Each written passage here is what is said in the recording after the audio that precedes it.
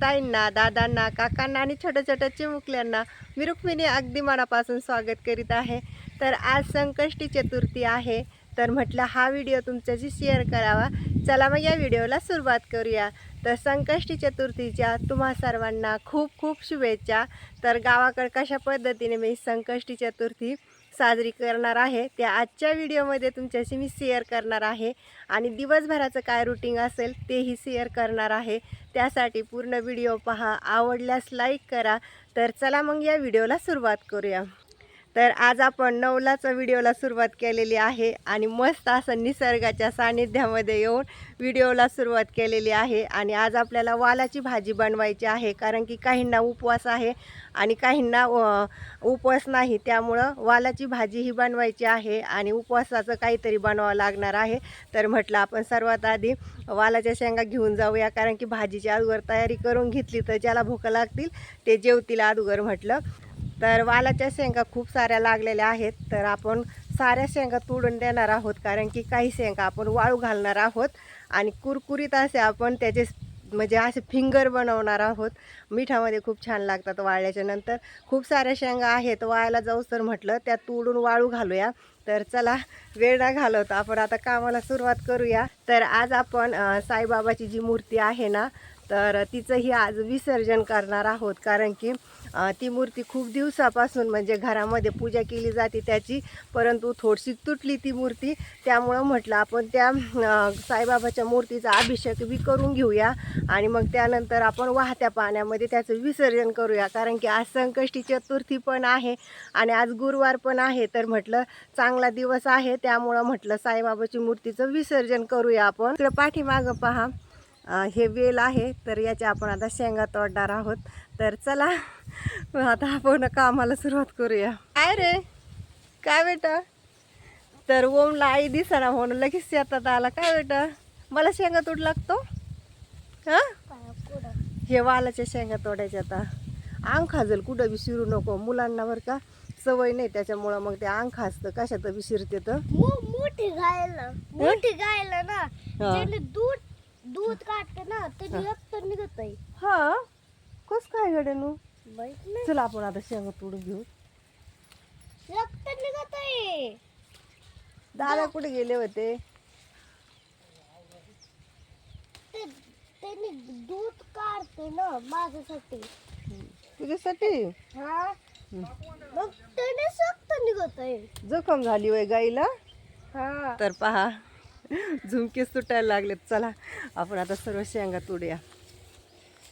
तर आमच्या घरातले पूर्ण सदस्य या शेंगा खायला खूप कंटाळलेले आहेत, तर म्हटलं आपण आता सर्व तोडूया आणि वाळू घालूया। तर तुम्ही पाहू शकतात काही निबार झालेले आहेत आणि काही कवळे आता, परंतु आपल्या गावाकडं दररोज मार्केट भरत नाही, त्यामुळं मग आपल्याला दररोज भाजीपाला आणताही येत नाही। त्यामुळं मग पहा म्हटलं काही आपण आता तोडल्याच्यानंतर वाळू घालूया आणि ज्या कवळ्या आहेत त्याची थोडीशी भाजी बनवूया, कारण की मार्केट आपल्याला जवळ नाही गावाकडं, त्यामुळं मग हीच भाजी केल्याशिवाय आपल्याला पर्याय नाही। तर त्यानंतर पहा ही बकेट भरून मी शेंगा तोडलेल्या आहेत आणि तोडल्याच्या नंतर तुम्हाला दाखवते। पहा एवढ्या शेंगा मी तोडलेल्या आहेत, तर आपण ह्या निसून काढूया। संकष्टी चतुर्थी या दिवशी गणपती बाप्पाची पूजा व व्रत केले जातात। हा दिवस गणपती बाप्पाला समर्पित असतो। महिन्यातून 2 चतुर्थी येतात, एक असते संकष्टी चतुर्थी आणि दुसरी विनायक चतुर्थी। दोन्ही चतुर्थीला धार्मिक महत्त्व आहे, मात्र आता येणारी चतुर्थी ही संकष्टी चतुर्थी आहे, पण ती गणपती बाप्पाला संकष्टी चतुर्थीच्या दिवशी मनभावनेने पूजन व्रत केले जातात। असेही म्हणतात की या दिवशी बाप्पा विधिवत पूजा करून व्रत केल्याने बाप्पा प्रसन्न होतात व आपल्या मनोकामना पूर्ण करतो। गणपती बाप्पाला बुद्धीचे दैवत मानले जाते, म्हणून विशेष महत्त्व दिले जाते। विद्यार्थ्यांनी या दिवशी बाप्पाचे दर्शन घेणे यासाठी लाभदायक ठरते। दर महिन्याच्या 2 चतुर्थी येतात, एक म्हणजे संकष्टी चतुर्थी आणि दुसरं विनायक चतुर्थी। पौर्णिमेनंतर येणाऱ्या चतुर्थीला संकष्टी चतुर्थी असेही म्हणतात, तर अमावस्याला नंतर जी चतुर्थी येते तिला विनायक चतुर्थी असेही म्हणतात। गणपती बाप्पाला दुर्वा आणि जास्वंदाचे फूल खूप प्रिय आहे।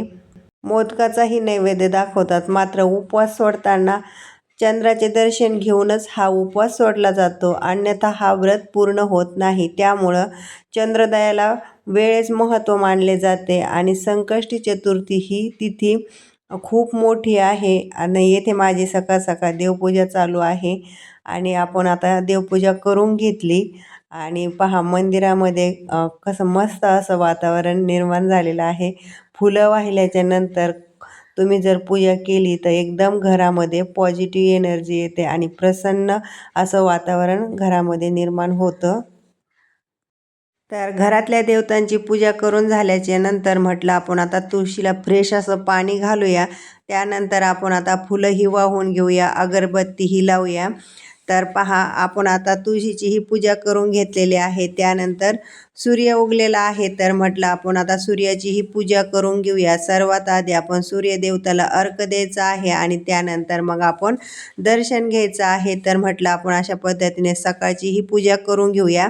तर साईबाबाची जी मूर्ती आहे ती थोडीशी आता तुटायला लागलेली आहे, त्यामुळं म्हटलं आपण साईबाबाच्या मूर्तीचा अभिषेक करून घेऊया आणि त्यानंतर या मूर्तीचं आपण आता विसर्जनही करून घेऊया. तर आपण साईबाबाची मूर्ती आणलेली होती आणि त्यानंतर साहेबांनी 21 गुरुवार धरलेले होते निरंकार, त्यावेळेस ही मूर्ती आणलेली होती. तर खूप दिवस झाला आपल्या घरामध्ये मूर्ती होती, तिचं विसर्जन केलेलं नव्हतं. तर आता थोडीशी तुटायला लागलेली आहे. तर म्हटलं आपण आज गुरुवार पण आहे, तर आम्ही अभिषेक केला, मी पण केला आणि ओमने पण केला. तर मूर्तीचाही अभिषेक करून झाल्याच्या नंतर आपण वाहत्या पाण्यामध्ये ही मूर्ती सोडून देणार आहोत. तर माझा उपवास होता, त्यामुळं मग मी काय केलं, चहा लेटच केला, कारण की देवपूजा झाल्याच्या नंतरच म्हटलं आपण चहा घेऊया. सर्वांचा चहा पाणी झालेलं आहे, त्यामुळं म्हटलं आपण आता सर्व भांडे घासून घेऊया, कारण की किचनवर जर भांडे खरकटे जर असतील तर प्रसन्न वाटत नाही आणि स्वयंपाकालाही भांडे लागतील. म्हटलं आपण सर्व भांडे घासून घेऊया. तर अशा पद्धतीने मी सर्व भांडे बाहेरच आणलेले आहेत, कारण की किचनमध्ये काय धुतले नाही. इकडं बाहेर कितीही पाणी वापरा आणि किती सांडा काही नाही, त्यामुळं म्हटलं आपण निवांत मस्त हवेमध्ये भांडे घासून घेऊया.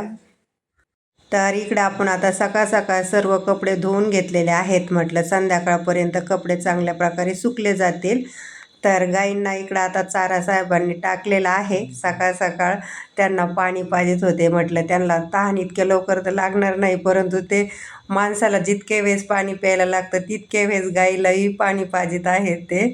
आणि पहा गाई पण आता स्वच्छ पाणी असेल तरच इतके वेळेस पितात. तर आता चाराही टाकलेला आहे आणि पाणीही पाजलेलं आहे. तर आपण आता भाकरी बनवण्यासाठी चूल पेटून घेतलेली आहे. तर चला आपण आता बाजरीच्या भाकरी त्यानंतर ज्वारीच्या भाकरी बनवणार आहोत आणि चुलीवरच्या भाकरी खूप छान लागतात, त्यामुळं मी सकाळचं चुलीवरतीच भाकरी बनवित असते आणि संध्याकाळी मग गॅसवरती चपात्या बनवित असते. तर आज खूप ऊन पडलेलं आहे आणि चुलीपाशी स्वयंपाक जर करायचं म्हटलं तर खूप शेक लागतो. तर झटपट आता स्वयंपाक बनवून घेऊया, कारण की वारंही सुटलेलं आहे, चुलीमध्ये जाळ काय राहणार.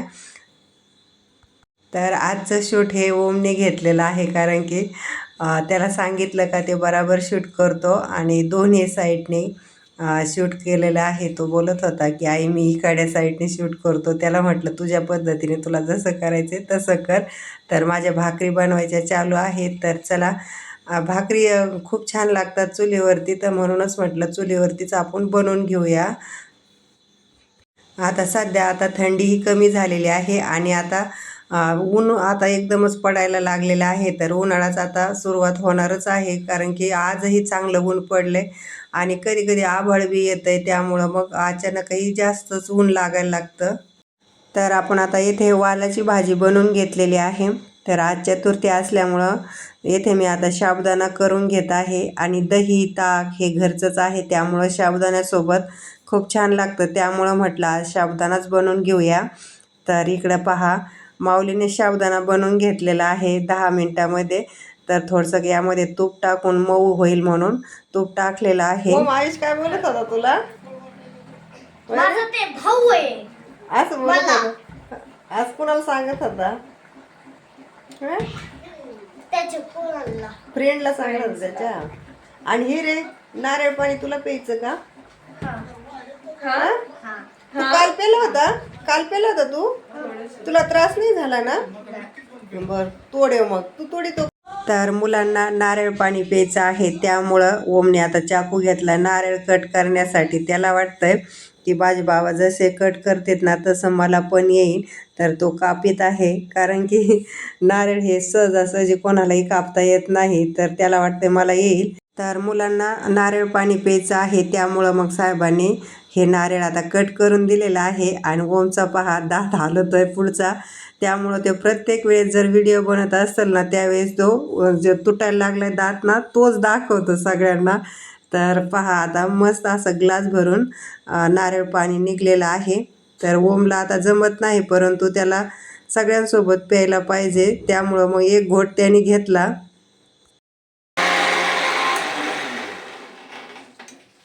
तर आपला आता इकडं ताकही तयार झालेला आहे. तर चला आपण आता सर्वजण जेवण करून घेऊया. त्यानंतर इकडं वालाच्या शेंगा निसून त्यामधले एवढे मस्त असे मोठाले दाणे तयार झालेले आहेत पहा. तर याची भाजीही बनवू शकतात किंवा नुसतं मिठामध्ये शिजून जरी खाल्लं तरीही खूप छान लागतात हे दाणे.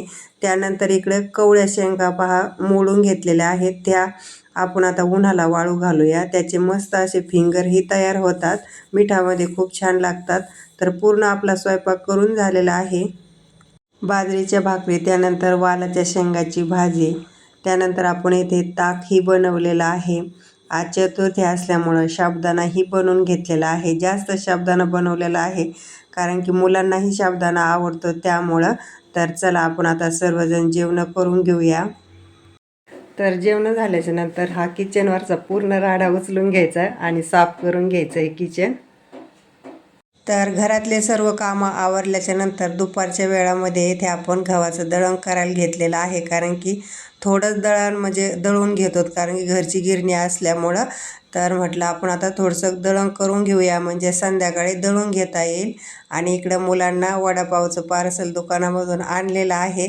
आणि संध्याकाळी अशा पद्धतीने आपण आता पूजा करून घेतलेली आहे. परत भेटूया अशाच नवीन छानशा व्हिडिओमध्ये.